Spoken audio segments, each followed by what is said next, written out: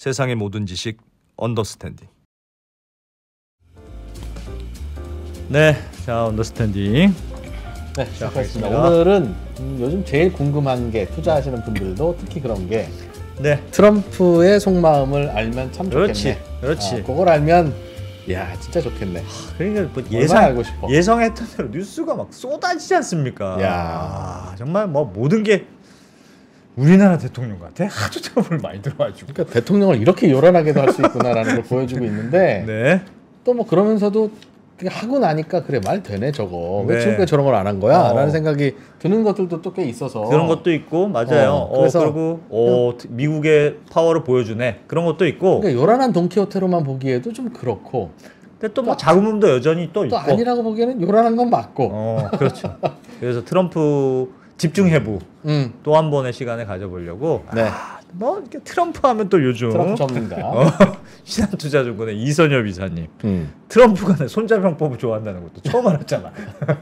트럼프 얘기 좀 더 배워보겠습니다. 어서 오십시오. 네, 안녕하십니까. 네, 트럼프 요즘 어떻게 보고 계세요? 초창기에 뭐 원래 계획했던 대로만 행정명령 딱딱딱 내고 네. 사실은 속도전이 생각보단 이루어지고 있는 건 같아요. 예고했던 대로. 뭐 예상대로 움직이는 것 같고, 그러니까 우리 시장도 거기에 조금씩 적응을 해나가는 것 같아요. 이제는 뭐 트럼프가 어떤 얘기를 해도 지수는 갈 길을 가고 있는 모습을 보였잖아요. 아마 첫날 정도만 되게 충격을 많이 받았었고, 이렇게 하는 거구나라는 거를 보여줬는데, 문제는 이제 아무리 그렇다 하더라도 이 트럼프란 사람이 진짜 하고 싶은 일이 있을 거고, 그렇죠. 또 지금까지 나왔지만 우리가 이론을 알고 있는 것과 실전을 이분이 어떻게 적용하고 있는지는 또 다른 그림인 거잖아요. 그래서 그런 것들을 통해서 트럼프가 진짜 이루고자 하는 것들, 그리고 어떤 방법을 통해서 하는지, 아마 많은 분들께서도 트럼프가 이런 방법을 자주 쓴다라는 거 이제 어느 정도 적응이 되시면 사실 좋은 건 아니다 하더라도 좀 당황하지 않으실 수 있거나 또는 그걸 역이용해서 뭔가 자본시장에 굉장히 들이밀 수도 있을 것 같아요. 뭐 예를 들어서 최근에 나온 여러 가지들 보면 처음에 행정명령 나올 때가 제일 셌잖아요. 그죠? 그 다음에는 뭔가 그 위기가 점차 잦아드는, 좀 완화되는 그런 모습을 보이죠. 그래서 뭔가 불안할 때 사면 돈이 되고, 완화됐을 때 사면 돈이 안 되고, 이런 모습들이 공통적으로 나가고 있다. 이렇게 보셔도 될 것 같습니다. 그럼 일단은 뭐 관세맨이라고 말씀을 하시니 그 관세맨이 진짜 어떻게 관세를 할 건지, 물론 향후 4월에 저도 굉장히 이제 뭔가 빅 이슈가 있을 거라고 생각을 하는데 그 이전까지 뭔가 어떻게 되는지 하나씩 짚어보도록 하겠습니다. 4월의 빅 이슈는 뭘 생각하시는 거예요? 왜냐하면 이제 4월에 트럼프가 지금 이제 행정부한테 명령을 내려놓은 게 있어요. 야, 이 무역이 왜 이렇게 된 건지 한번 자세하게 조사를 해봐. 리포트 내놔라. 리포트 내놔라. 그러면 그 리포트에 따라서 뭔가 정교하게 한 번 더 현재보다는 좀 더 싸움을 걸 가능성이 있다라고 판단이 돼요. 그래서 우리의 혼란은 진짜 혼란은 4월에 올 가능성이 좀 있지 않을까라는 생각을 개인적으로 하고 있고요. 근본적으로 미국의 무역 적자에 대해서. 네. 근데 이게 진짜 자기가 생각하는 그런 것처럼 할 수 있는지에 대해서는 의문은 되게 많다. 이렇게 보셔야 됩니다. 그러면 이제 첫 번째 장부터 시작을 해서 지난번에 했었던 거는 아주 짧게 복습 정도만 하고 지나가도록 하겠습니다. 첫 번째 장을 다시 한번 보실까요? 첫 번째 그림을 보시면요, 이게 미국의 제조업 비중이라고 제가 여러 번 보여드리는데요. 미국의 제조업 비중이 거의 있습니까? 없습니까? 없습니다. 요거는 왜 보여드렸냐면 지금 한간에서는 일부 이제 1930년대에 있었던 스무드 홀리법이라는 관세를 먹였었던 그런 정책, 또 그 이전에 미국이 썼던 관세 정책과 관련해서 비교를 해주시는 분들도 있거든요. 물론 굉장히 유용한 분석이라고 저도 생각을 하지만 사실은 제가 볼 때 비교 대상이 아니라고 생각을 해요. 왜냐하면 그 당시에는 미국이 제조업을 갖추고 있었을 때라 서로 관세를 먹으면, 그러니까 트럼프가 관세를 먹으면 미국에서 이득을 보는 기업이 있어야 되는데 지금은 미국이 가지고 있는 제조업이 사실 없기 때문에 관세를 먹여서 이득을 보는 기업이 사실상 없어요. 그냥 미국 국민만 피해를 덤탱이로 끌어안는 셈이 되는 거죠. 그러니까 뭔가 시대가 바뀌어서 지금 시장은 글로벌 시장 내에서 이제 글로벌 공급망이라는 게 이렇게 분업화된 게 사실은 처음 있는 일인 거잖아요. 그럼 지금 뭐 미국에 있는 정말 많은 공장들이 이미 들어와 있다. 그러면 그럴 수도 있겠지만 아직 들어오지도 않았는데 관세부터 뭔가 길게 먹여서 사실 미국 기업들만 피해를 미국 기업이 아니라 미국 소비자들만 피해를 보기 때문에 일단 이렇게 보시면 됩니다. 혹시 미국이 의도하는 보편 관세를 정말 먹인다라면, 정말 강하게 한다라면 최소한 몇 년 뒤에 미국에 그래도 일정 부분의 나름대로의 제조업이 밖에서 들어온 다음엔 가능하겠지만 최소한 지금은 그게 아니다. 지금은 해봤자 이득 보는 기업도 없을 뿐더러 그리고 전체적으로 미국 시민들이 감당할 수 있는 체력이 되어 있질 않아요. 여기서 조금만 잘못 건드려서 물가가 더 오르면 사실 이건 둘 다 재앙이 될 수밖에 없다. 이렇게 보셔도 될 것 같아요. 그래서 조금 더 뒤에 할 얘기가 아닌가. 지금은 너무 좀 서둘러서 얘기가 나왔다라고 말씀드리고 싶어요. 얘기만 던지고 긴장하게 해서 다른 협상을 하려는 거지. 네. 실제로 뭐 그럼 관세를 매기지 바로는 아닐 것이다. 이미 시장에서 이분이 첫날에 모든 국가들한테 똑같이 10에서 20% 보편 관세 먹이겠다라고 했는데 이미 국가별로 먹이고 있잖아요. 그렇죠? 뭐 캐나다 얼마, 멕시코 얼마, 뭐 중국 얼마 다 다르죠. 이미 서로 다르게 국가별로 먹이고 있지 않습니까? 이미 그 약속보다는 각계 전투를 핵이 시작했다라는 걸 이미 우리는 눈으로 보고 있으면서도 그걸 한다라고 얘기를 하고 있죠. 예를 들어서 지금 해놓고 그 다음에 또 나중에 또 해? 그러면 국가들 입장에서는 협상할 이유가 없잖아요. 그죠? 어차피 뒤에 할 건데 그때 봐. 이럴 수도 있는데 아닌 거잖아요. 그죠? 이미 각계 전투를 하고 있고 그리고 각계 전투를 해야 조금 더 미국한테 협상이 유리하다라는 점도 말씀을 드리고 싶습니다. 예. 그렇네요. 예. 예. 자, 그다음에 요거 한번 보실까요? 다시 한번. 요 그림 다시 한번 보시면 미국의 의회 상황인데 미국 의회가 원래 국회의원 되셨던 분 중에서 몇 분이 또 의회를 도시로 들어오시는 바람에 의회가 지금 제 역할을 해주기가 힘들어요. 그래서 트럼프는 의회의 힘을 빌리지 않고 협상하는 방법을 택한다라고 아마 제가 두 번째 나와서 말씀을 드렸던 기억이 있습니다. 공화당이 다수당이라고 하지만 생각보다 그렇게 압도적이지가 않아서 압도적이지가 않은 적은 아니라 두 명만 배신 때리면 끝입니다. 그렇죠. 예. 근데 생각보다 미국의 공화당에서는 한 10분 정도가 약간 우리 표현으로 조금 아웃사이더들이 있다. 이분들은 트럼프가 생각하는 거하고 좀 다르게 움직이시는 분들인데 의외로 설득이 잘 안 되는 분들이 꽤 있다라는 점을 한번 다시 한번 각인을 시켜드리고요. 중요한 포인트였던 것 예, 같습니다. 맞습니다. 네. 그리고 다시 한번 보시면 트럼프가 제일 중요한 건 손자병법이었다. 이거 다시 한번 이따 설명드릴 부분이 있고요. 그다음에 이분은 비즈니스맨인데 말은 비즈니스지만 옷 입은 것처럼 군사 전략화한 여러 가지 비즈니스 정책을 쓴다라고 말씀을 드렸습니다. 그리고 이분의 거래 기술 11가지 원칙이 있는데 항상 모든 거래할 때는 크게 생각해라. 일단은 크게 지른다. 그죠? 뻥을 많이 친다. 그리고 이게 효과가 있게 하기 위해서 뭘 이용한다? 언론을 이용한다. 그래서 자꾸 SNS를 한다라는 말씀을 드렸고요. 그걸 우리는 지렛대를 사용한다라는 얘기도 말씀을 드렸던 것 같습니다. 이런 정도로 이전에 했던 얘기를 하고 그다음에 여러분들 기억나시겠지만 제일 중요한 건 원하는 게 뭐다? 물가 안정과 에너지 패권이라고 말씀을 드렸습니다. 네, 그렇죠? 물가 안정이 궁극적인 목표일까요? 이게 제일 먼저 선행이 돼야 돼요. 트럼프 입장에서? 네. 예. 그래서 이 얘기를 지금부터 해드리려고 합니다. 자, 트럼프가 여러 가지 SNS를 하잖아요. 근데 그 중에선 가짜가 많죠. 뻥튀기 된 것도 많고. 그런데 유일하게 뻥튀기도 안 돼 있고 가짜가 아닌 진짜가 딱 하나 있어요. 그게 뭔데요? 그게 취임사예요. 취임사는 가짜가 없고 진짜 하고자 하는 얘기를 그대로 할 수밖에 없어요. 취임사도 그렇게 여러 가지 좋은 얘기 포장해서 그렇게 하지 않을까요? 그렇지만 목적이 분명히 들어있어요. 그래서 취임사에는 트럼프가 했던 취임사를 먼저 보고 제가 말씀을 드리도록 하겠습니다. 자, 한번 첫 번째 장을 볼까요? 취임사를 보시죠. 오늘 저는 1년의 역사적 행정명령에 서명할 것입니다 라고 하고 제일 먼저 취임사에서 나온 게 뭐냐면 남부국경의 비상사태를 선포할 것입니다. 모든 불법 입국은 즉각 중단되고 결국은 불법 체류자를 막고자 했던 거죠. 그렇죠? 요걸 했다라는 게 첫 번째였었습니다. 그리고 이유를 보시는 것처럼 영토를 파괴하고 있고 온갖 범죄를 저지르고 있고 여러 가지를 했습니다. 트럼프 취임사의 첫머리가 불법 이민이었었습니다. 바꿔 얘기하면 트럼프가 대통령이 되게 한 가장 큰 이유 중에 하나가 불법 이민이었다. 요것만큼은 내가 확실하게 요것만큼은 첫 번째야. 확실히 해야 된다라는 부분들이 있고요. 두 번째부터가 중요해요. 자, 총사령관으로서 얘기를 하고 다음으로 저는 내각 구성원에게 최대한 권한을 동원해서 기록적인 인플레이션을 물리치고 그래서 물가를 낮추겠다는 얘기를 공식적으로 했어요. 그러니까 트럼프는 불법 이민과 물가로 당선 대통령이고 이걸 얘기를 해요. 근데 웃겨요. 이유가 뭔지가 되게 웃겨요. 인플레이션 위기는 무엇 때문에 왔다? 엄청난 과잉 지출. 당신들이 돈을 너무 많이 썼으며 그 다음에 중요해요. 급등하는 에너지 가격 때문에 발생을 했습니다. 그래서 뒤집어 보면 에너지 가격, 즉 물가를 낮추는 방법은 내가 유가를 급락시키겠습니다 라고 얘기를 하고 있는 거예요. 그러니까 자기가 된 트럼프가 당선된 배경은 곧 그 이민자, 그러니까 불법 네, 이민자하고 불법 이민자들의 불만 그다음에 대한 미국인들의 불만, 그다음에 그리고 물가 바이든에 대해서 당신 때문에 물가가 너무 올랐어 라는 불만이 상당 부분 작용했다라고 보는 거고요. 이게 취임사 1, 2에 왔다라고 보시면 되겠습니다. 그리고 강조 한번 보세요. 물가 오른 거 에너지 가격 때문이야. 그래서 어떻게 하겠다? 우리는 에너지 가격을 낮추고 전략 비용률을 다시 채우고 왜? 더 많이 퍼내서 그다음에 꼭대기까지도 채우고 전 세계로 미국을 에너지를 수출할 것입니다. 대놓고 We will drill, baby, drill. 계속해서 이런 얘기를 시추하고 또 하고 계속 퍼내서 내가 유가 많이 내릴 거야. 이거는 실천될 가능성이 높다라고 보셔야 돼요. 그래서 에너지 가격을 어떻게 내릴 거냐 우리가 향후에 봐야 되겠지만 이게 안 되면 트럼프의 존재 목적은 없어진다.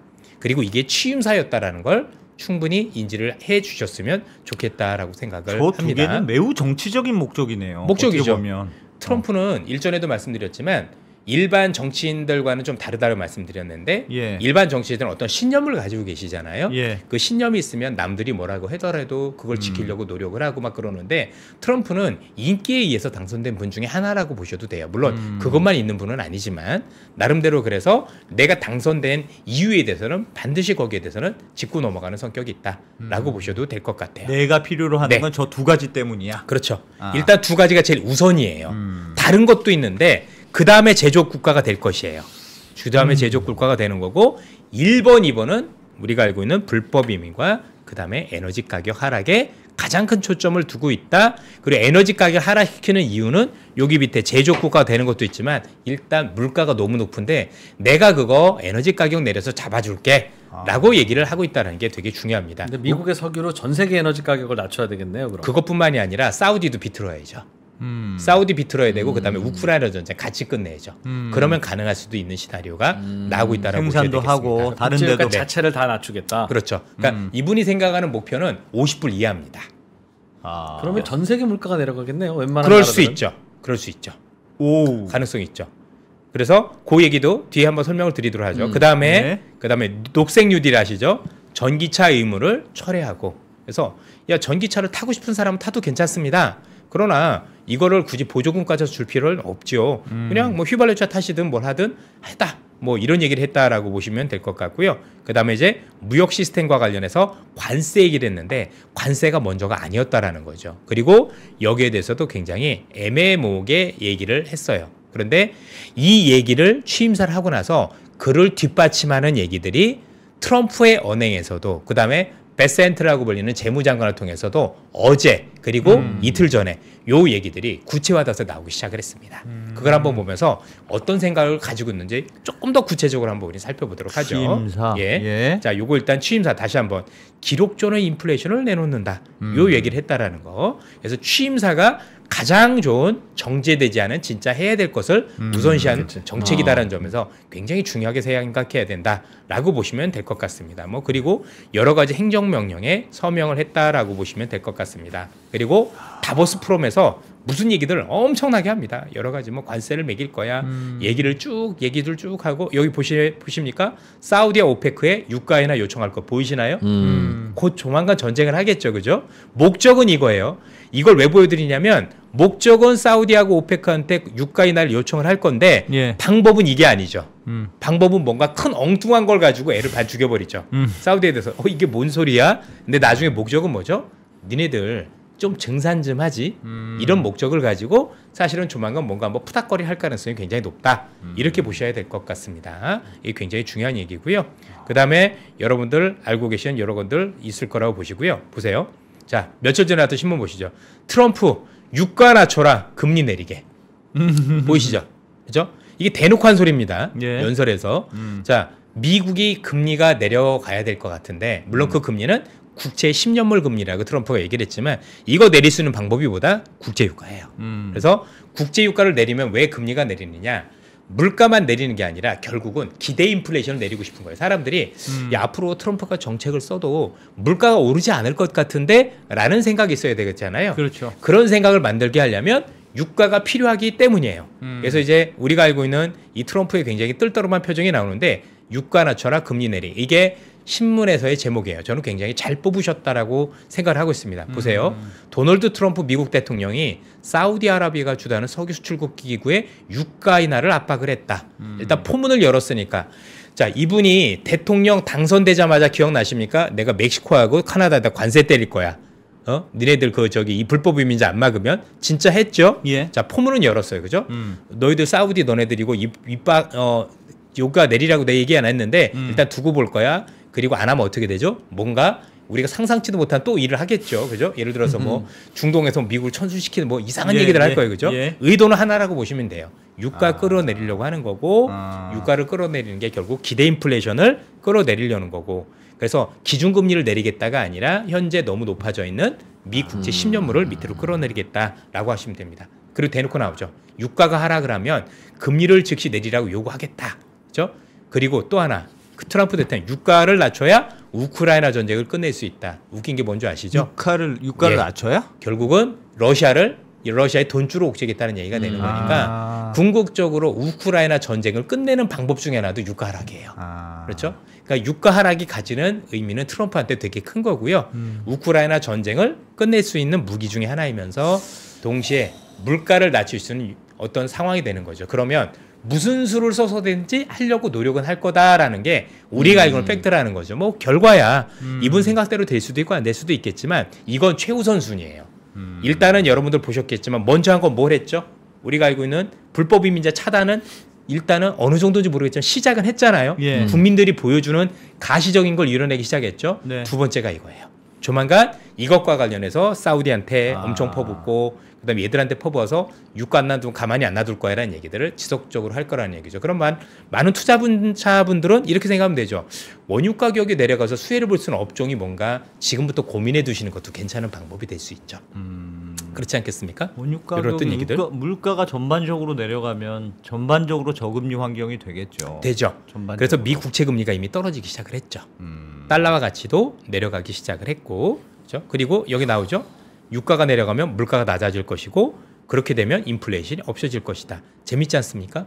일단 나는 물가가 유가 때문에 올랐다고 생각하기 때문에 어떻게든 유가는 거덜내겠다라는 생각을 가지고 있다라는 게 일단은 중요해요. 유가는 왜 올랐었죠? 생각해 보면.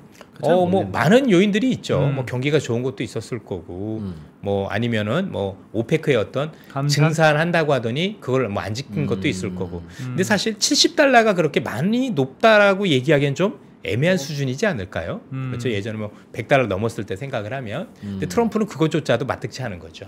이것도 필요 없고 50불은 돼야 되지 않겠어? 60불 정도까지 내리려고 이러진 않아요.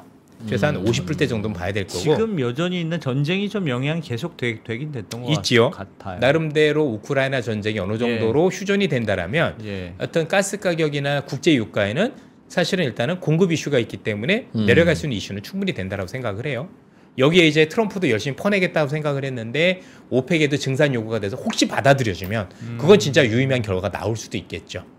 그런데 이게 될 거냐? 여러분들 최근까지 트럼프 같은 거 다 됐잖아요. 그렇죠? 다 됐잖아요. 그럼 이것도 된다라고 가정하는 게 일단은 맞지 않겠습니까? 그렇죠? 안 되면 되게끔 하겠죠. 가진 협박과 여러 가지 수단을 통해서, 그렇죠? 말도 안 되는 협박과 수단을 통해서 하겠죠. 다 왔죠. 1기 트럼프 때 그 트럼프 대통령이 자기를 나는 저금리 인간이야 그렇게 표현한 적이 있긴 있었어요. 그렇죠. 예. 나는 금리라는 건 높은 거는 말이 안 된다고 생각해. 네. 뭐 그런 얘기 한 적은 있었던 하여튼 트럼프의 어떤 그 의지는 굉장히 강하다라고 보셔야 되겠죠. 예. 자, 그 다음에 보세요. 트럼프 오펙에 또 은하 촉구, 우크라이나 정식의 도움. 이게 참 웃기죠, 그죠? 더 웃긴 건 뭐냐면 시진핑과의 대화는 우호적, 관세 부과하고 싶지 않아. 이것도 무슨 뚱딴지 같은 얘기겠어요? 그렇죠. 이거 뒤에 한번 설명드릴 부분이 있어서 어쨌든 트럼프는 일단은 유가를 많이 내리고 싶어한다. 그리고 그거를 통해서 물가를 안정시키려는 노력을 할 것이다. 물가 어느 정도 낮아질지 모르겠지만 최소한 시민들이 느끼는 거는 이로 인해서 기대 인플레이션은 오르는 게 차단되겠죠. 그러니까 앞으로 물가가 오를 수도 있겠어 이런 어떤 기대를 꺾을 수 있다라고 보는 거고 그게 꺾여지면 미 국채 10년물이 내려갈 것이다라고 보겠죠. 이것과 관련해서 어제 베센트 재무장관이 얘기를 했습니다. 네. 자, 보시죠. 스콧 베센트 미국 재무장관이 도널드 트럼프 대통령의 관세 계획은 제조업을 다시 미국으로 유치하는 것을 목표로 한다. 원론적인 얘기를 했고요. 밑에 보시죠. 미국 대통령의 연방준비제도의 금리 인하를 요구하는 우려에 대해서는 기준금리가 아니라 10년 만기 국채금리 인하에만 관심이 있다. 요거 내렸으면 좋겠다. 기준금리를 함부로 내릴 수 없으니 실제 금리만 내리겠다. 사람들이 생각하는 금리. 미국의 모든 실세 금리는 미국제 10년물하고 연동이 됩니다. 여러분 다 아시는 학자금 대출, 자동차와 관련된 대출 금리는 모조리 우리가 미국제 10년물 금리에서 플러스 알파를 해서 낸다라는 측면에서 요거를 조금 유의미하게 내리겠다라고 얘기를 하는 거죠. 그리고 최근 콜롬비아, 멕시코, 캔에 대한 관세 위협은 이게 이민 문제를 하는 목적이었다.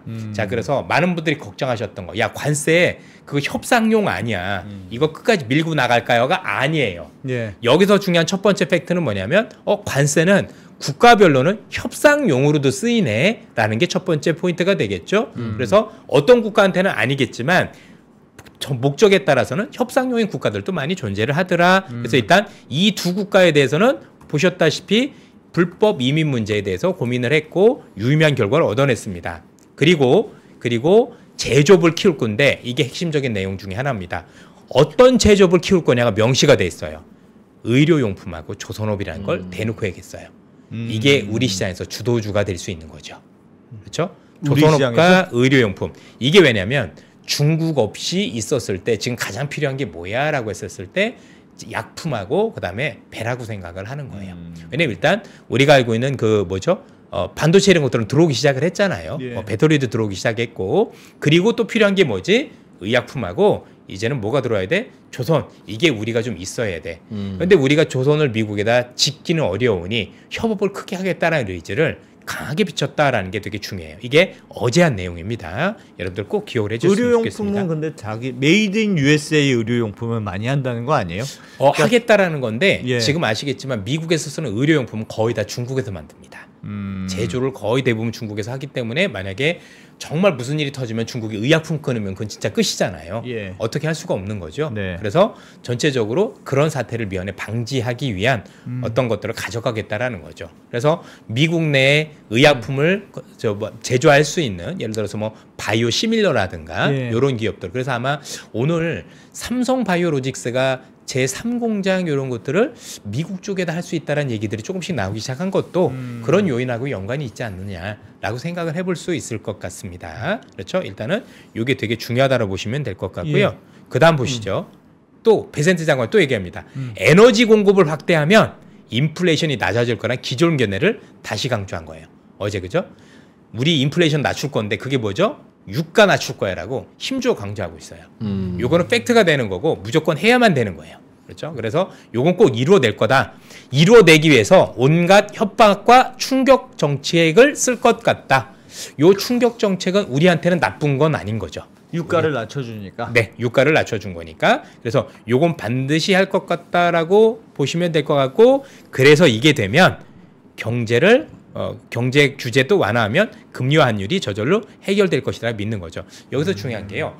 그러면 우리가 에너지 가격이 내리면 물가는 조금 안정되는 건 오케이인데, 아니 금융 규제, 경제 규제를 완화하면 금융하고 환율 이게 저절로 해결될 것이라는 건 도대체 뭔 얘기지? 요거는 금융 규제를 얘기하는 겁니다. 쉽게 얘기해서 인플레를 기대를 낮추려면 유가를 낮춰야 되잖아요. 유가를 낮추면 사람들이 그래 에너지 가격이 내렸으니까 조금 물가가 안정이 되어가네 라고 느낄 수 있지만, 그래도 금리를 끌어내리는 건 누가 국채를 사줘야 되는 거잖아요. 이 국채를 사주는 사람들을 만들겠다라는 거예요. 이게 세 가지로 하는 건데, 첫 번째는 뭐냐면 미국 은행들에 대한 규제 완화입니다. SLR이라고 불리는 규제를 완화를 해주면, 이 완화를 해주면 현재 미국의 12개 상위 은행들, 제일 큰 시중 은행들이 현재는 그 규제 때문에 미 국채를 더 살 수 없게 돼 있는데, 요 규제를 풀어주면 풀어준 만큼 미 국채를 살 수 있는 규제가 완화가 됩니다. 자, 국채를 살 수 있는 사람이 많아지면 어떻게 되나요? 국채 가격은 올라가고 금리는 떨어지죠. 그렇죠. 금리는 떨어지죠. 맞습니다. 두 번째는 여기에도 나중에 나오겠지만 중국을 옥죄는 겁니다. 중국 너네들 지금 딱 보니까 야 이거 달러 기축통화에서 이탈할 모습을 보이네. 그러지 마라고 경고를 많이 줄 거거든요. 이미 그건 지난번에도 한번 얘기했었고, 그 얘기가 뭐냐면 미 국채를 사면 되지 않겠니예요. 너희들 금 사지 말고 미 국채 사 이런 얘기가 되는 거고 세 번째는 스테이블 코인이에요. 스테이블 코인을 하면 그게 달러하고 연동이 되는데 그 달러가 미 국채 10년물이거든요. 이렇게 되면 국채에 대한 수요가 생기겠죠. 그래서 여러 가지 국채에 대한 수요 이런 것들 그리고 지금 말씀드렸던 스테이블 코인 관련 것 베센트 재무장관이 공식적으로 얘기한 겁니다. 어제 기사에 또 있을 겁니다. 여러분들 찾아보시면 이런 것들을 통해서 미 국채 수요를 만들겠다. 그러면 우리가 기준금리 패드를 움직일 수는 없지만 그렇죠. 시중금리는 좀 우리가 영향을 내리겠다라고 얘기를 한 거죠. 그런 거죠. 왜냐하면 현실적으로 트럼프가 쓰고 있는 정책이 물가에는 부정적이라는 걸 본인들도 알고 있는 것 같아요. 그러다 보니 함부로 기준금리를 내리라는 협박을 하기는 어려울 것 같고 다만 미국의 시중금리 자체는 조금 낮춰야 될 필요가 있을 것 같은데 이런 것들을 동원하면 그건 일정 부분 가능하겠다라고 판단을 했다라고 볼 수가 있겠죠. 그리고 여러 가지 동원을 했지만 그 중에 하나가 에너지 가격이다.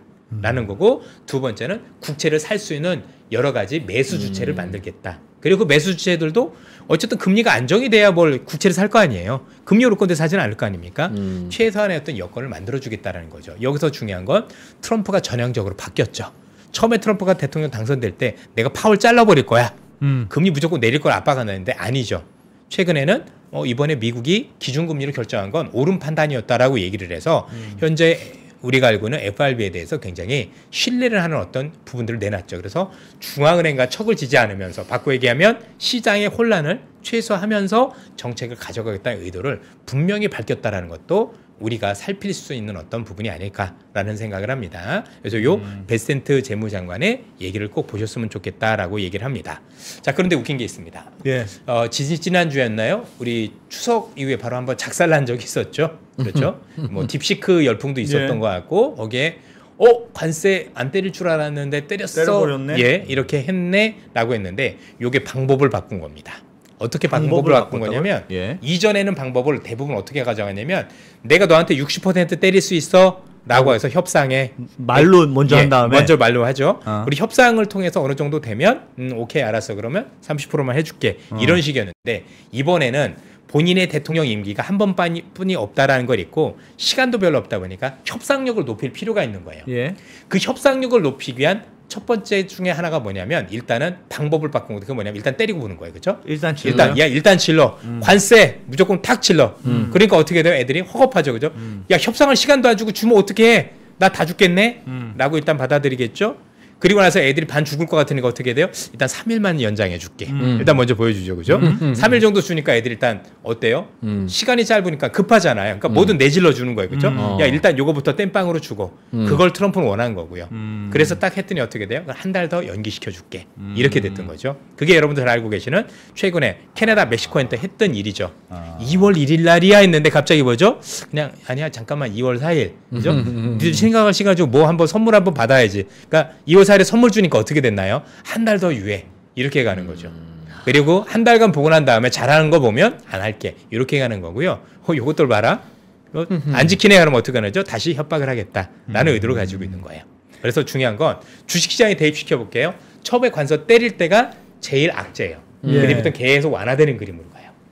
그래서 그것 때문에 빠지면 샀던 사람들은 돈이 됐을 거고 그때 무서워서 앞으로 끝장났습니다로 했던 분들은 지금 굉장히 곤란함을 겪고 있겠죠.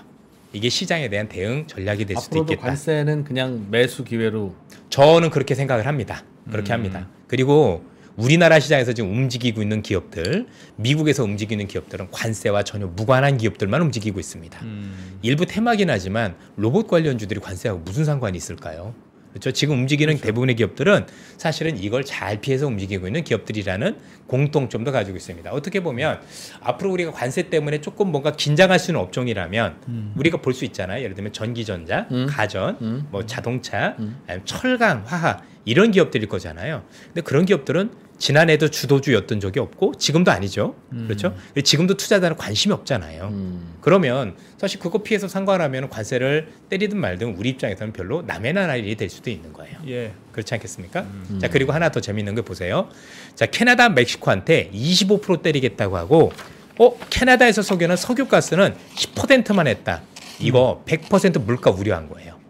트럼프가 아니라고 했지만 트럼프는요. 우리가 알고 있는 취임사에서 무조건 해야 될 최우선 과제 중에 하나가 2번이 물가였어요. 근데 이걸 통해서 물가 오르면 안 되기 때문에 25% 때린 와중에서도 석유가스는 10%한 거예요.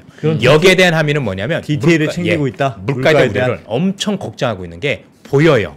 나름대로 굉장히 보인다라고 하고, 또 하나는 중국에 대한 10% 관세도 그래요. 물론 이전에 중국에 관세 때려놓은 게 있으니까 이번에 10%까지 추가로 때려놓으면 나름대로 이거 합쳐서 한 20% 정도 되니까 균형을 맞추려는 건 할지 있지만 그렇지는 않은 것 같아요. 제가 볼 땐.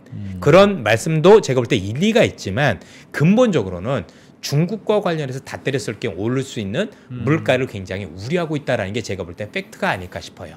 그래서 아니 때리면 같이 때려야지 뭘 이렇게 때려. 그렇지 않나요? 중국 한 60% 때린다며. 아니었지 않습니까? 그래서 굉장히 제가 볼 때는 때리면서도 방법을 하면서도 그 디테일 안에서 물가에 대한 우려하는 게 모든 정책에서도 드러나더라. 왜냐면 어제도 얘기했잖아요. 나는 물가부터 낮출 거라고. 근데 물가 올리면 되겠어요? 안 되겠어요? 안 됩니다. 지금 국민들이 그걸 용인하지 않아요. 현 상황에서 물가 올리는 거 절대로 용인치 않아요. 용인할 수 없을 정도로 어렵기 때문입니다. 나 지금 꼴깍 지금 일보 직전인데 여기서 물가 더 올려서 나보고 견디라고 못 견디는 수준까지 왔다. 이렇게 보셔도 될 것 같습니다. 질문 하나 있습니다. 네. 금리를 그러니까 유가를 낮춰서 금리를 그러니까 물가를 낮춘다. 그러니까 유가를 낮춰서 물가를 낮추려고 해. 그게 사람들이 좋아하는 정책이죠. 네. 그거는 알겠는데 시중 금리도 낮추려고 한다면서요. 은행들이 채권을 사게 만들고 해서 금리가 낮아지면 물가가 올라가는 요인이 되잖아요. 오히려. 근데 너무 높기 때문인 거죠. 지금은 이미 높으니까 네. 아직까지는 여유가 있어. 지금은 여유가 좀 조금 있다고 낮춰도 보는 것 된다고 같습니다. 생각한다. 네. 그리고 생각보다 왜냐하면 지금 미국 국채금리 기준으로 지금 4%의 중후반 4.5에서 왔다 갔다 하잖아요. 예. 그럼 이게 조금 이제 신용등급이 최상위 등급인 사람들도 돈을 빌리는 여기서 플러스 3% 정도 되면 한 7%대 넘어요. 그럼 결코 작은 금리가 아니라 자동차 할부 금리는 이게 10%가 넘거든요. 그럼 적은 금리가 아닌 거죠.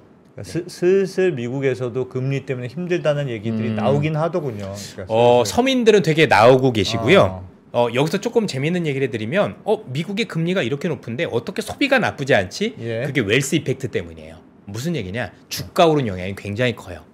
미국인들 같은 경우는 여러분도 아시겠지만 이 은퇴했었을 때 이 소득이 전부 다 이 주식으로 돼 있다는 거 알고 계시죠? 예. 401k라는 퇴직연금 자체가 주가가 굉장히 많이 올라 있기 때문에 물가가 높음에도 일부 쓸 수 있는 영향들이 있어요. 근데 여기서 만약 주가 폭락하면 자 금리도 높은데 물가도 높은데 주가 폭락하면 경제가 아작이 날 가능성이 높아요. 그래서 트럼프가 얼마 전에 얘기할 때 금융시간에 충격이 있다라는 얘기를 그걸 고지그대로 믿으시면 안 돼요. 그거는 일단 팩트가 아니다라고 보셔도 될 것 같아요. 물론 며칠 흔들리는 거 가지고 뭐라고는 안 하겠죠. 그러나 이게 추세를 건드릴 정도가 되는 일을 할 가능성은 없다라고 판단을 해보셔야 될 것 같습니다. 굉장히 이것도 중요한 팩트예요. 지금 하시는 말씀대로 트럼프가 계속 계획대로 간다면 주식시장에는 매우 좋은 시나리오인데요. 그렇게 하겠다라는 생각들을 가지고 있는 거죠. 그 얘기도 뒤에 나옵니다. 예. 한번 또 보도록 할까요? 자, 그래서 제가 지난번에도 이건 거래 기술이라고 했는데 예. 이번에 중앙일보에서 정말 기사도 잘 뽑아 주셨더라고요. 충격 주고 실속 챙긴 뒤 타협. 트럼프 권세는 거래 기술. 그냥 이야기죠. 트럼프 특유의 충격과 공포 전술이 주식시장에 대입해 보겠습니다. 예. 충격과 공포 나올 때가 바닥. 아하. 그렇죠? 바닥. 그다음에 백기투항을 하죠. 그래서 네? 애들이 미안해 나 잘못했어 라고 하면 주가가 많이 오를 거 아니에요. 예. 그래서 올려놓고 지렛대를 활용해. 아까 보셨죠? 거래 기술에서 지렛대 활용한다고 그죠? 예. 지렛대 크게 보는 거죠. 그죠? 요만한 걸 얻어내기 위해서 이따만한 걸 던지는 거예요. 그죠? 그래서 애들이 겁나 있으면 그 혼란을 틈타서 뭔가 얻으려는 수작을 한다라는 게 이분해하다라는 걸 요 얘기를 쓴 이유가 뭘까? 이제 시장도 조금씩 적응되어 가는 거예요. 충격과 공포를 하는데 예. 근데 또 여전히 당하는 사람들은 트럼프는 한다면 하는 사람이야. 자꾸 그렇게 얘기를 하시는 분들도 있는데 틀린 얘기는 아니지만 네. 그 원하는 게 요만큼인데 이따만한 거 속지 마시라는 얘기입니다. 아니 근데 사실은 이게 계속 반복되는 패턴인 것 같은데도 맨날 당하는 거 맨날 같아요. 당하죠. 그게 트럼프의 무서운 점이에요. 혹시 진짜로 완전 예. 완전히 이거 아니야? 막 그런 뒤에 한번 생각, 보실래요? 살짝 그런 생각도 예. 드니까. 자, 무서워요. 그래서 트럼프가 이 충격과 공포 정책을 잘 쓰려면 나한테 권한이 있어야 된다고 말씀드렸죠. 예. 그 권한을 위해서 해야 되는 게 뭐라고요? 이 IEAPA라는 걸 가져야 된다. 이건 뭐냐면 의회 승인 없이 내가 관세를 때릴 수 있는 권한이에요. 예. 지금은 비상계엄 상태야. 예, 비상계엄. 비상계엄이라고 선언을 한 거예요. 그러기 위해서 자꾸 마약을 들이밀었던 거예요. 마약 펜타닐 이거 왜요? 너 이거 봐라. 국가 비상사태 아니야. 마약도 들어오는데 가만히 있겠어? 그걸 하려는 구실로 마약을 자꾸 들이밀다라고 보시면 됩니다. 왜냐하면 그거 안 하고 야 불법 유인자 때문에 우리 쉽지 않은데라고는 IEAPA라는 걸 할 수가 없죠. 예. 이 IEAPA가 여러분도 아시겠지만 인터내셔널 이머전시 이코노믹 파워 액트의 약자입니다. 예. 그렇죠? 국제 비상 경제 강화법이라는 거죠. 전시나 아니면 이럴 때 할 수 있는 경제 계엄령이라고 보시면 될 것 같습니다. 네. 그러면 뭐냐면 의회 상관없이 관세를 무조건 내 맘대로 부과할 수 있고 네. 부과 즉시 발효가 돼요. 참고로 요거 말고 뭐 슈퍼 301조, 무역법 231조 이런 건 대통령의 권한은 행사할 수 있지만 대신에 권한 행사할 때까지 1년의 시간이 걸립니다. 그렇죠? 왜냐하면 이거 너 국가안보 때문에 때리는 거야 라고 얘기하는 순간 상무부가 조사가 들어가야 돼요. 그렇죠? 정말 그게 국가안보와 연관이 있어? 짧게는 석 달, 많게는 10달 가까이 조사를 해서 조사해보니 정말 그러네. 그때 때릴 수 있는 거니까 효과가 있겠어요? 없겠어요? 시간이 있겠죠. 그렇죠? 그러니까 IEAP를 사용했다. 이 얘기는 의회 따윈 필요 없다예요. 의회 따윈 필요 없고 내가 마음대로 할게. 두 번째가 웃겨요. 우리가 이걸 행정부하고 협의를 안 해요. 내가 하고 협의 안 하고 일단 SNS로 확 때려버려요. 예, 그죠? 예. 그래서 지금 여러분들 보시면 이거 보세요. 가짜 서유 트럼프의 루비오 국무 수습 진땀. 나하고 협의한 적이 없어. 그죠? 난 자고 있는데 트럼프가 혼자 때린 거예요, 진짜. 그러고 나니까 어머 이게 뭔 소리야, 그죠? 그래서 부부장이 그건 아닌데요라고 해서 이런 일들이 자주 벌어질 거예요. 그래서 트럼프의 정치는 굉장히 독특하다. 그래서 SNS를 협박을 하고 이게 언론이 받아줘서 공포를 과장해주고 그러면 협상 상대는 당황을 하겠죠? 네. 그러면 그 당황 상황에서 그렇죠? 우선 내가 이걸 줄게라서 트럼프를 달래면 트럼프 협박을 연기하는 요 패턴이 지속될 거다. 이렇게 보시면 될 것 같습니다. 아, 이게 지난번에 무슨 대선할 때 무슨 사진 한 장이 미국 언론에 공개된 적이 있는데 그 캠프 네. 트럼프 캠프에서 트럼프 옆에 어떤 여자 비서가 있어요. 걔는 SNS 담당 비서래. 트럼프가 얘기하면 야 이거 지금 재밌네 이거 올려 하면 바로 올리고 옆에서 딱 붙어가지고 바로 SNS 그런 역할을 하는 여자 비서가 따로 있더군요. 아예. 네. 그러니까 무슨 백악관 대변인이 얘기를 해야 되는데 그게 아니라 본인이 SNS를 통해서 하는 재밌는. 그래서 여러분들이 지금 제가 한 가지 분명히 말씀드릴 수 있는 게 4년 내내 피곤하실 거예요. 자다 일어나면 야 이게 뭐야 뭐 이런 것들을 자주 경험하실 거고 제가 참 조심스럽긴 한데 미국에서 의외로 한국보다 더 많은 탄핵 얘기가 많이 나올 겁니다. 벌써 트럼프 탄핵이 하나가 올라갔죠. 싫어하는 사람은 정말 싫어한다. 그래서 야 얘 뭐야 뭐 이렇게 해서 이미 하나가 올라가 있어요. 그래서 4년 내내 보시게 될 겁니다. 예. 그래서 보세요. 파나마 운하 반환 압박했더니 뭐 약간 뭐가 있지만 일단은 두 가지가 나왔어요. 하나는 홍콩계들이 했던 한국 운항권은 반환을 지시를 한 것 같아요. 이미 파나마에서. 그다음에 통행료 면제한다는 얘기가 지금 나오고 있죠. 예. 물론 파나마는 좀 반박했다는 얘기가 나왔지만 일단 얻어내잖아요. 그죠? 너 죽여버린다 했더니 알았어 라는 얘기를 하고 있고 캐나다하고 멕시코는 애들이 군대 보냈죠.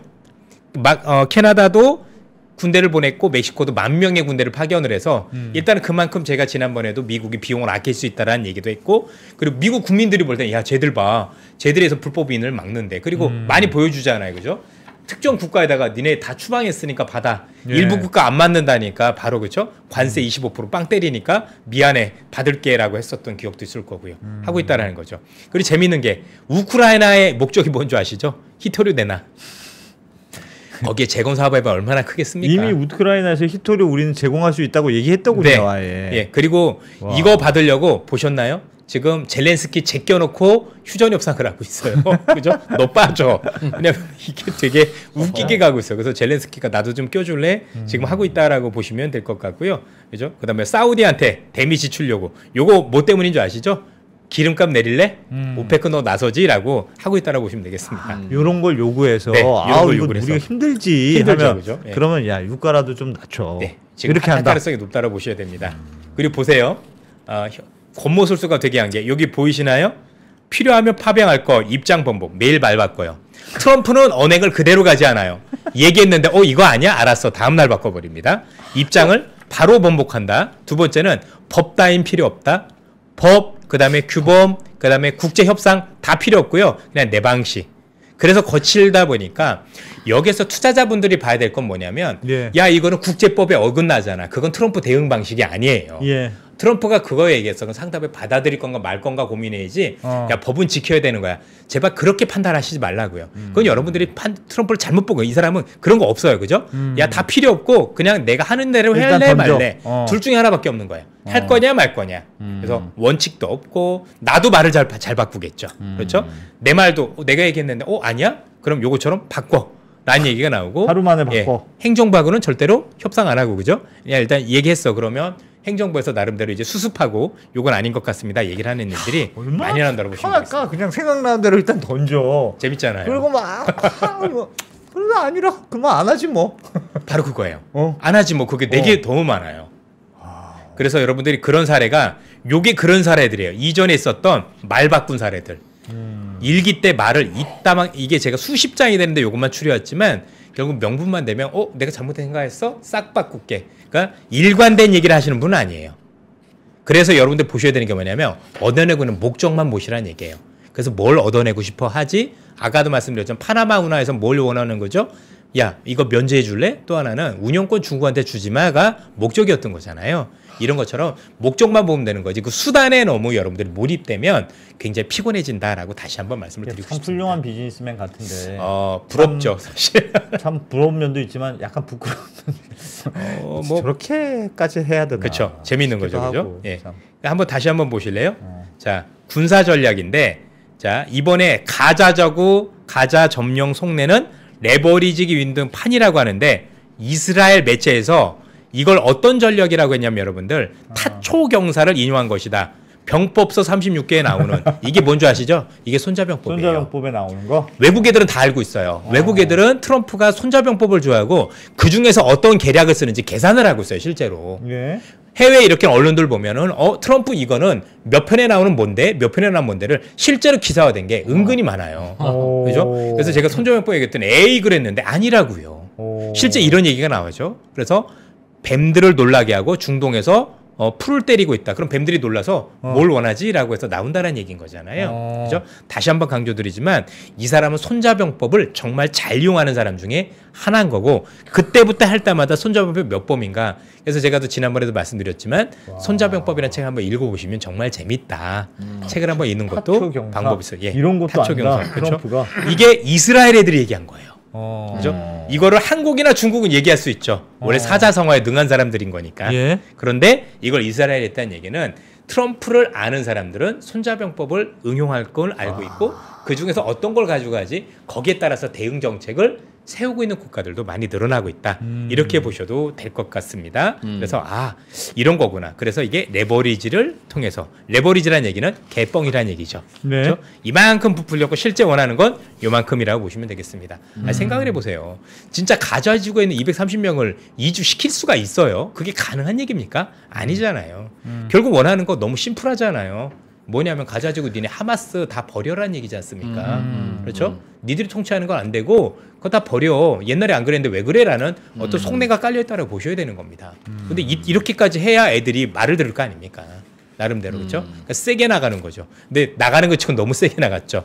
애들 다 딴 데로 보낼 거고 거기에 내가 리조트 지을 거야. 뭐 이런 얘기까지 하는 거죠. 그게 불가능하다는 거 세상 사람들은 다 알 수 있잖아요. 그래서 진짜 의도가 뭔지 일단은 진짜 의도는 뭘까요? 진짜 의도는 그런 거죠. 니네 가자지구에서 하마스 애들 다 내쫓아. 그리고 실제 그런 애들이 없게끔 만들어야 되지 않겠느냐고 얘기를 하고 있는 거죠. 옛날엔 그랬으니까.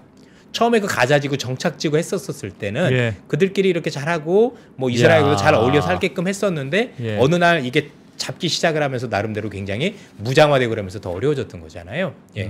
결국은 이스라엘이 원하는 걸 주겠다라는 거예요. 어쨌든 이스라엘이 원하는 걸 주더라도 하여튼 전쟁을 끝내보겠다. 그렇죠. 그런 어떤 계산이 굉장히 강하다라고 봐야 되겠죠. 자, 그다음에 이제 중국과 관련 얘기를 빼놓을 수가 없죠. 중국? 자, 예. 중국에도 때리기 시작을 했는데 중국은 10% 관세를 부과를 했어요. 예. 그랬더니 중국도 나는 반격을 했어. 그죠? 예. 그런데 보세요. 반격에 대해서 자, 구글 때리고 수출 정도 미국의 총반격 이런 기사를 쓰시면 안 돼요. 중국은 반격을 한 적이 없어요. 보세요. 네. 이게 미국이 때린 규모예요. 중국이 반격한 규모예요. 자, 미국은 미사일 쐈더니 중국은 돌멩이 던진 거예요. 그걸 반격이란 표현을 쓰면 안 되는 거예요. 이해되십니까? 예. 근데 중국은 왜 반격처럼 보이느냐?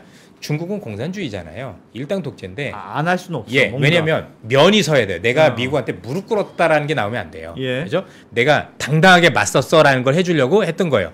나오잖아요, 그죠? 구글 중국에서 안 해요. 사업 접었는데 반독점 조사한대, 그죠? 뭔 얘기야 도대체, 그죠? 그죠? 이거를 그 했다는데 총반격이라고 이런 표현을 쓰면 됩니까, 안 됩니까? 안 되는 거라고요. 그리고 또 하나는 중국이 때린 모든 물품이 전부 다 중간재죠, 뭐 텅스텐 이런 거, 그죠? 미국 사람 중에서 야, 너 이번에 텅스텐 비싸게 사지 않았어? 중국에서 관세 올렸대. 와, 요즘 시중에 나는 텅스텐 비싸더라. 이런 거 있나요? 없는 거예요. 왜 그럴까요? 실제 소비자들한테 부정적 영향을 최소화하기 위해서, 아예 티도 안 나기 위해서 결국 뭐냐면 면만 세웠다. 그리고 결국은 대화하려는 의지를 보여줬다 해요. 그게 핵심인데 보니까 뭐 때렸다는 둥 뭐랬다는데 안 그렇다는 얘기죠. 예. 저는 여기서 중요한 게 뭐냐면 트럼프가 중국하고 뭔가 무역 전쟁을 할 텐데 여기서 얘가 어떻게 나올지가 전 되게 궁금한 게 요거요. 요거 보실래요? 미중 관계를 제로섬으로 인식하고 있는 게 저는 무섭다라고 말씀드렸어요. 이게 뭔 얘기냐면 바이든 방식은 경쟁 관계예요. 경쟁 관계는 뭐냐면 너 이거 잘해? 그러면 너 이거 하지 마. 반도체도 하지 마. 내가 수출 통제한다. 너 2차 전지 미국에 들여오지 마. 내가 통제한다. 아예 하지 마. 중국 못하게 막아. 라는 게 바이든 방식이었다면 트럼프는 네가 이걸 주면 나는 이건 뭐 내줄 수 있지. 이게 문제예요.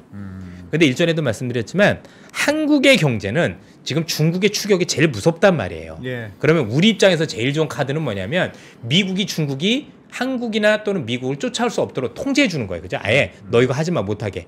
최소한 기술 같은 거 통제해 주면 나중에 따라올 수는 좀 모르겠지만 어쨌든 간에 일단 우리는 시간을 벌 수도 있는 거잖아요. 풀어주는 게 답은 아닐 거니까. 이미 여러분들 아시다시피 지금 중국과 관련해서 제가 시청자들의 반응을 2달 전과 비교를 해봤거든요. 제 방송에서도. 처음에 중국에 대해서 제가 조금 더 얘들 경쟁력 있어요 얘기를 하면 너 중국 이렇게 좋게 얘기하지 마라고 경고하고 우리가 얼마나 잘하는 줄 알아가 주류였는데요. 지금은 중국에 대해서 약간 경계 얘기하면 뭐라고 하잖아요. 네가 모르는 소리야. 중국이 우리 앞섰어. 이게 댓글의 대부분이에요. 뭐 2달 만에 뭐가 바뀌었어요? 그런 거 아니지 않습니까? 평가만 하지 말고 우리 만들어라 이놈들아. 그런 그렇죠. 평가가 많죠. 사람들이 중국에 대해서 너무 제대로 모르고 있어요. 이번에 아마 딥시크 충격이 작지 않았을 겁니다. 중국이 이 정도였었어? 일부 분야가 아니라 우리 정말 큰일 났구나라는 생각들을 많이 하셨을 거란 얘기죠. 예. 그러면 그건 팩트니까. 그럼 우리 입장에서 어떻게 될까요? 우리도 열심히 해야 되겠지만 어쨌든 중국이라는 나라가 못 쫓아올 수 있도록 뭔가 견제를 해줘야 되잖아요. 예. 계속해서 목도 졸라주고. 그런데 그거를 누가 해줘야죠? 미국이 해줘야 돼요. 우리는 못해요. 아니 우리 미국의 중국 비아지차 지금 한국 팔고 있잖아요. 중국은 안 파는데. 그런 식이잖아요. 그죠? 한국 다 열어주고 있잖아요. 그럼 되겠습니까? 쉽지 않잖아요. 그러니까 무역 얘기니까 함부로 할 수 있는 얘기는 아니지만 그럴 거면 어쨌든 기술이라도 막아줘야 되는데 그것조차도 미국이 안 해주고 만약 제로섬 게임을 통해서 미국 하는 거 보니까 중국이 뭐 농산물 많이 사주네 이런 거 보니까 중국 넌 이건 해줘도 돼. 근데 그게 만약에 우리가 중국과 경쟁하고 있는 거다. 그 사업은 그때부터 주가 하락이라고 보시면 돼요. 이건 되게 큰 얘기가 될 수 있는 거예요. 그래서 제가 4월이 되게 중요하다고 생각을 한 게 단순히 무역 전쟁을 하는 것보다도 과연 트럼프가 중국하고의 무역 전쟁을 어떤 방식으로 가져갈 거냐 이 방법 여부에 따라서 우리가 더 흥할 수도 있고 또 우리한테 업종 중심으로 뭔가 되게 곤란한 상황이 올 수도 있는 여부가 남아있다라는 게 이 제로섬을 인식한다는 게 되게 불안했어요. 왜?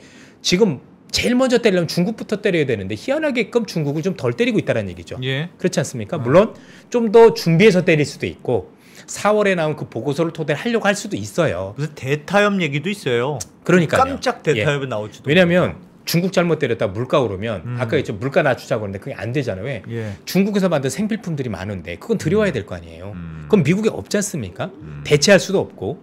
그러니까 그 많은 시간을 벌려면 뭔가 다른 수단을 쓸 수도 있다라는 거죠. 그래서 지금 트럼프가 지금 일관되게 중국에 대해서 얘기하는 거 보면 중국을 완전히 거의 개박살내겠다라는 의지보다는 예. 뭔가 나름대로 구멍을 만들어주는 것 같은 느낌을 자꾸 지울 수가 없는 거예요. 그리고 그 구멍이 커지는 만큼 그 구멍은 한국 경제의 주름살이 될 수밖에 없는 환경이 될 수도 있는 거예요. 그러면 예를 들면 중국은 사실상 약간 안보적인 측면이잖아요. 네. 지금 당장은 아니지만 중국이 더 크게 놔두면 미국의 패권에 영향을 미쳐. 그러니까 얘를 지금이라도 잡아둬야 돼. 그런 고려인데 트럼프 입장에서는 그 고려가 더 중요할까요? 아니면 처음에 말씀하셨던 물가, 사람들이 원하는 물가를 잡는 게 불법이냐 이제 약간 남미 쪽 이슈고 중국과 관련된 중국을 잡는 게 더 중요할까요? 물가를 잡는 게 더 중요할까요? 이렇게 설명드리면 쉬울 것 같아요. 두 개 다 대단한 이슈인데 예. 발등에 떨어진 불은 물가예요. 그럼 여러분들 내가 일단 발등에 불 떨어 나 타죽게 생겼는데 불부터 끄시겠습니까? 아니면 일단 체력을 굉장히 키우겠습니까? 헬스장에서 그죠? 불부터 끄겠죠? 우선순위는 물가예요. 우선순위는 확실히 물가다. 왜냐면 자기는 4년만 하면 되거든요. 아, 그렇죠. 정치인들은 항상 다 그렇습니다. 예, 그렇죠? 예. 그래서 뭐 중간에 이것저것 해서 노벨 평화상도 받고 여러 가지를 이뤄야 될 거 아니에요. 예. 실제 노벨 평화상 받으려고 하는 거고요. 이번에 우크라이나와 관련해서 휴전 협상, 가자 협상 요과 관련해서 본인 스스로도 지금 의지를 비추고 있잖아요. 예. 그렇죠? 그래서 예. 나름대로 명예가 되게 중요하신 분이니까 그럴 가능성이 있다고 보셔야 되겠죠. 물가다. 요 한번 그림 한번 보실래요? 예. 요 그림 한번 보시면은요. 옛날에 코스피인데 옛날에 코스피가 움직였었을 때 중국하고 연관이 커서 말씀을 드리는 거예요. 요때부터 봐보세요. 이때는 오로지 중국 수혜만 있었어요. 그것들이 지수가 레벨업이 되죠. 레벨업이 되죠. 이때부터 이때는 움직이질 않죠. 요때는 중국의 반은 수혜, 반은 피해였던 거예요. 그러니까 어떤 건 중국 수혜 때문에 화장품 이런 거 수십 배 오르고 예. 철강 조선은 80% 빠지면서 지수가 섰다라는 얘기죠. 그렇죠? 그리고 지금부터 요때도 나름대로 중국 수혜 피해가 있으면 지금부터 중국 피해밖에 없어요. 수혜가 거의 없다고요. 예. 그렇죠? 근데 여기서 중국을 더 해주면 우리는 이 피해가 더 커질 수도 있다고 봐요. 우리 그럼요. 입장에서는 그게 반도체까지 왔잖아요. 처음에 화장품부터 시작해서 막 오다가 생필품부터 오다가 이제는 반도체까지 옥죄는 수준까지 왔지 않습니까? 그럼 나중에 중국이 반도체를 정말 다 하게 되면 우리 거 안 쓸 거잖아요. 왜냐면 중국은 품질은 우리 게 좋아도 중국은 정부가 미니까 그죠? 야 그냥 우리 거 써라고 명령을 해보면 답이 없죠. 우리 기업들은 그만큼 뭐가 될까요? 굉장히 수입이 줄어들겠죠. 매출이 줄어드는 만큼 우리 경제는 주름살이 생길 수밖에 없어요. 그렇죠? 우리는 그러면 미국이랑 중국이랑 너무 과하게 싸우지 않게 응원해야 되는 걸까요? 그럴 사실은 수도 있는데 그런 대체 효과도 있잖아요. 중국을 너무 견제하면 중국이 가져갔던 걸 결국 우리가 해줘야 되는 것들은 있으니까. 그럴 수도 있죠. 뭐 그런 수혜는 있을 수도 있다. 그러니까 그 조율을 되게 잘해야 되겠죠. 그래서 미국은 다른 것보다도 그냥 해서 뭐 우리가 알고 있는 핵심 기술이라든가 예. 아니면 정말 미국과 관련해서 뭐 방산과 관련된 그죠? 이런 어떤 거 관련된 것들에 대해서는 초점을 맞추지만 나머지 건 사실 그렇게 초점을 맞출 건 별로 필요 없죠. 그렇죠? 그런 것들은 뭐 그냥 중국이 하도록 내버려 둘 수도 있겠죠. 왜냐면 중국을 대체할 수 있는 국가는 사실상 별로 없다라고 판단을 할 거니까. 그래서 우리 시장이 의외로 미국에 비해서 이렇게 맨날 힘들어하는 가장 큰 이유는 중국이 날이 가면 갈수록 우리한테 입히는 피해 규모가 커지고 있어서 그런 거예요. 그렇죠?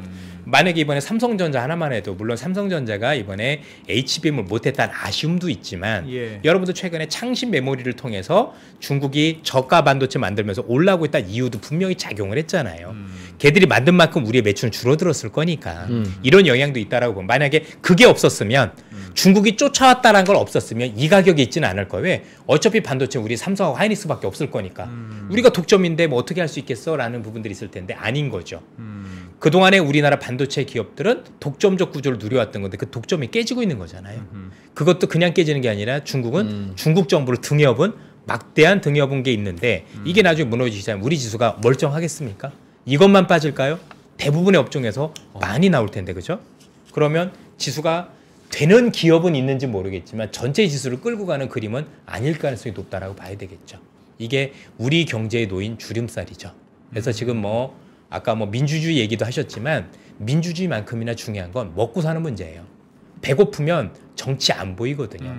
그래서 현재 우리가 향후에 먹고 살 것들 특히 저희들은 많이 살아왔지만 우리 예. 후배분들 그렇게 어렵게 만들면 안 되잖아요. 예. 저희들이 해야 될 가장 큰 건 우리 후배분들이 정말 질 좋은 일자리를 많이 가질 수 있는 게 전 최고의 복지라고 생각을 해요. 그러면 미국도 일본도 중국도 지금 막 오늘도 똘똘 뭉쳐서 트럼프 저러지만 하는 짓 보면 결국 미국이 좋게 만드는 거잖아요. 예. 그래서 미국 배들 파나마에서 돈 안 내게 만들고 불법이면 못 오게 만들고 방법은 거칠만 미국 집에서 나쁘지 않지 않나요? 얄밉게 잘해. 얄밉게 이쁘죠. 되게 예쁘죠. 얄밉게 잘해. 우리도 그래야 되잖아요. 저는 누굴 위해서 하는지 모르겠어요. 정치라는 게. 그렇죠? 진짜 중요한 건 먹고 사는 건데 먹고 사는 거 관심이 없어요. 왜 그 법을 안 통과시킬까요? 그게 더 중요한데 이거 지금 민주주의하고 상관이 없는 거 일단 통과시키고 이건 이거대로 해야 되는데 왜 그거에 대해서 자꾸 자꾸 미루고 이러는지 저는 아쉬워요, 되게. 이미 반도체 늦었는데. 지원. 그렇죠.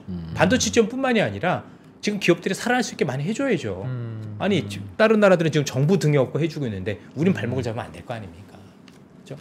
이게 우리 미래 먹거리라고요. 지금이라도 지원해주고 중국과 싸워서 이길 수 있도록 정부도 지원해주고 든든하게 우리가 뒤에 있으니까 열심히 싸워봐. 이래야 되지 않겠습니까? 알겠습니다. 그렇긴 한데 하여튼 전반적으로는 네. 트럼프의 방향이 주식시장이나 우리한테도 나쁘지는 않은 현재는 그렇게 돌아가고 있다라고 보셔야 될 것 같고요. 일단 물가는 어쨌든 잡으려고 노력을 할 거고 우리가 이제 불법 이민을 봤으니 다음 순서는 무조건 물가예요. 특히 국제유가를 어떻게 끌어내리는지 그 초점을 보시고 그러니까 충격과 공포를 즐기세요. 그 충격과 공포는 물가를 내리게 하는 충격과 공포가 2차 공포예요. 그렇죠? 그 공포는 우리한테 굳이 나쁠 건 없을 것 같다. 뭐 근데 뉴스에서는 이렇게 나오겠죠. 뭐 그죠? 아랍에 대한 인권 그런 거 생각하지 마시고 투자 우리 투자로 예, 생각하면 하지 마시고 예 그런 거 하지 마시고 투자를 생각하시고 왜냐면 트럼프도 그렇게 할 생각이 있는 건 아니다라는 거예요. 나오면 즐겨라. 즐겨라. 의도가 뭔지 이게 물가를 낮추기 함이구나라고 하면은 물가 낮아졌을 때 유가가 낮아졌을 때 거기에 초점을 맞추세요. 지금 풀 두드리고 있는 거다. 그렇죠. 풀 두드리고 있는 거. 타초경사. 그렇죠? 그렇게 몇 장이 나온다잖아요. 예. 어. 그걸 먼저 보셔야죠. 알겠습니다. 네. 네. 자. 야, 그러네. 나 얄밉게 너무 잘하는 거. 이게 다 맞다면 얄밉게 너무 잘하는 건데. 트럼프. 그럼 잘하죠. 부럽더라니까 난 진짜. 네, 신한투자증권의 이선엽 이사였습니다. 고맙습니다. 감사합니다. 감사합니다.